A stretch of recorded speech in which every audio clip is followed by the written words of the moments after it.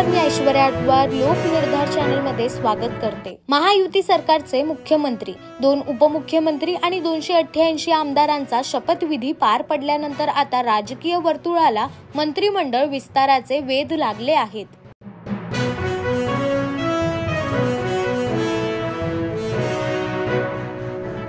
ज्या मुस्लिम कुटुंबांमध्ये 2 पेक्षा जास्त मुलं त्यांना लाडकी बहीण योजनेतून वगळा। नितेश राणेंच्या वक्तव्यावरून नवा वाद। एका बाजूला मतदान करत असताना मोदीजी नको, हिंदुत्ववादी विचाराचं सरकार, महायुती सरकार नको, पण अन्य वेळी आमच्या प्रत्येक शासकीय योजनेचा लाभ घेणारे मुसलमान समाजाचे कुटुंबे असतात। मग तुम्हाला अगर तुमचा धर्मच महत्वाचा असेल मग तुम्ही लाभ कशाला घेता? आणि मुख्यमंत्री लाडली बहीण योजनेमध्ये जे लाभार्थीची यादी आहे त्याच्यात बघितलं, त्याच्यामध्ये जास्त लाभार्थी हे त्याच संख्येचे दिसत आहेत।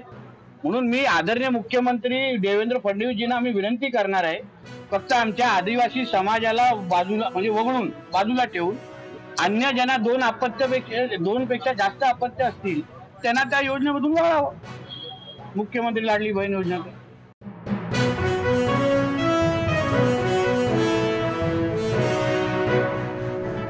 शेतातील ट्रान्सफॉर्मर जवळ शॉर्ट सर्किट, शेतकऱ्याचा 16 एकर ऊस जळून खाक, 23 लाखांचा फटका।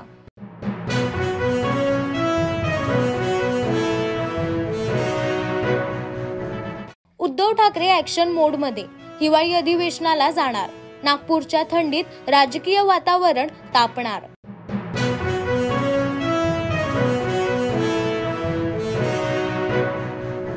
पुण्यातील 10,000 लाडक्या बहिणी मुख्यमंत्री माझी लाडकी बहीण योजनेसाठी अपात्र ठरल्याची माहिती आहे।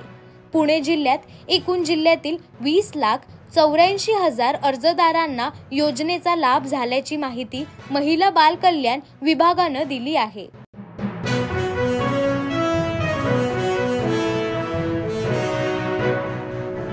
गुगल ग्लोबल सर्च लिस्ट 2024 मध्ये हिना खान, निर्मित कौर या दोघींनी अनेक बड्या स्टार्सना मागे टाकत टॉप 10 मध्ये आपलं स्थान निर्माण केलं आहे।